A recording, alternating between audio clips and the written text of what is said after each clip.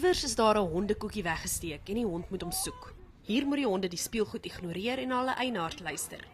En hier moet hulle so vinnig moontlik deur die hindernisbaan hol.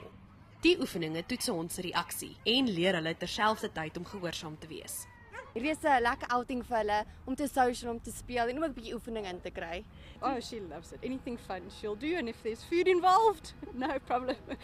Die hoofhondeafrigter by die klub sê honde en mense is sosiaal en beide sal die aktiwiteite geniet. It's really, really important for dogs to be socialized so that you can have your dog outside on a lead, always on a lead, but even outside on a lead, you need to be confident that your dog is going to be obedient, it's not going to cause trouble. Gerber sê honde moet van vroeg af aan honde en mense gewoond raak. Karla Kutse, Enies, Birch Acres in Kempton Park.